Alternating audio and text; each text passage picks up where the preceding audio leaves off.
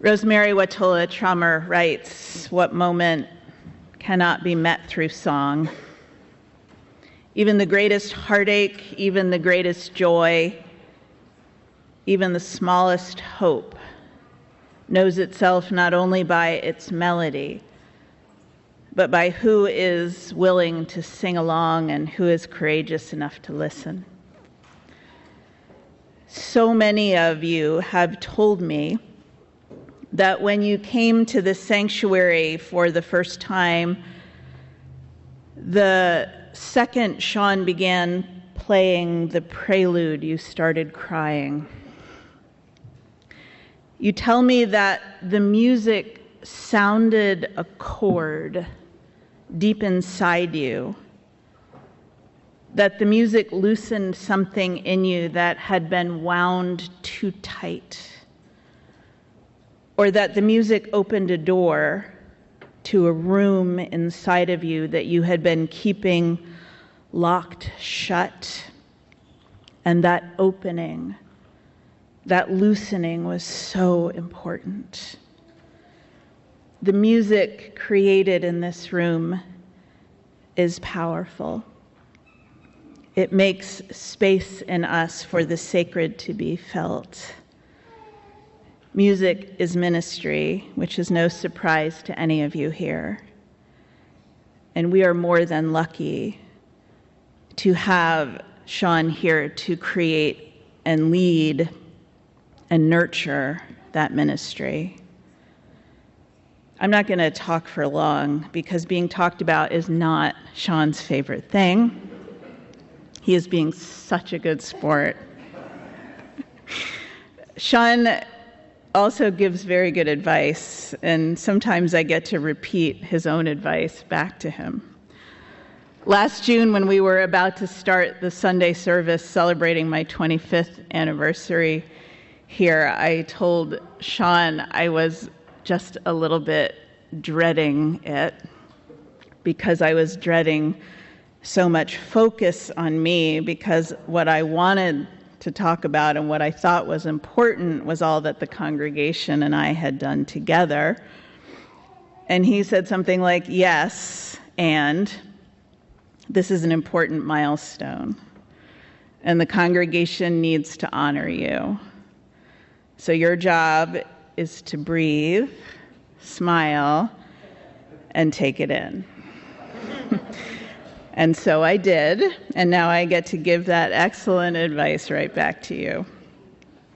I also want to tell you a little bit about Sean as a colleague, as my partner in creating worship here for just over a quarter of a century.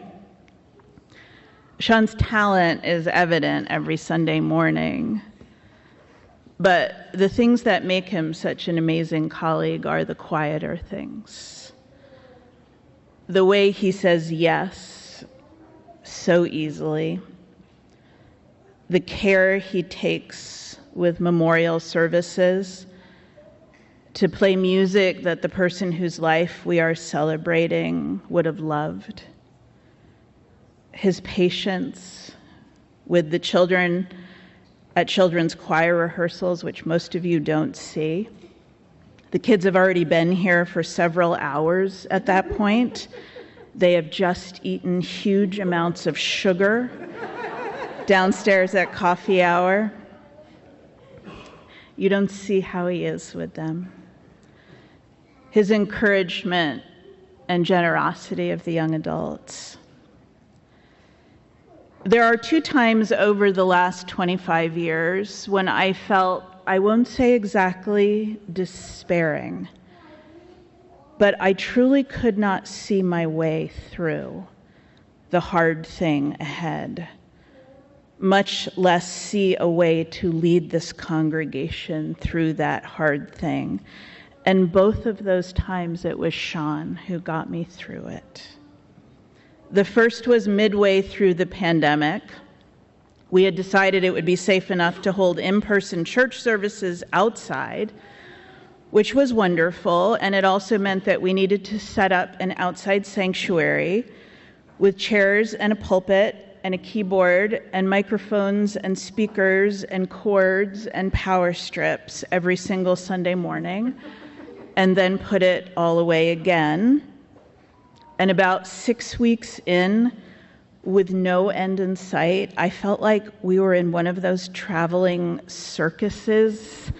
We just didn't have the elephants, and the elephants would have actually been helpful for lifting the heavy things.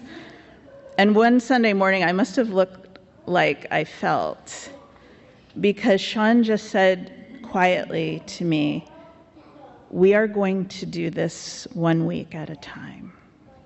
And we did. The second time was about a year ago.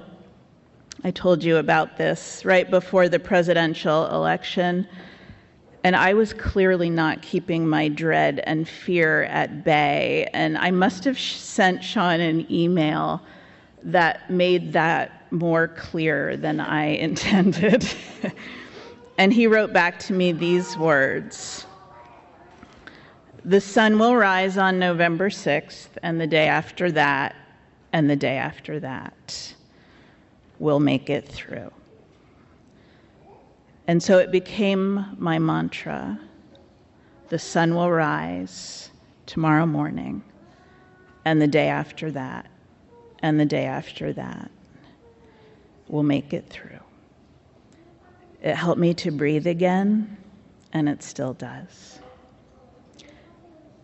Both of the times I have felt truly lost, Sean has helped me to find my way back to the ground of hope. Not just his words, but his faith. His faith in me, and more importantly, his faith in this community.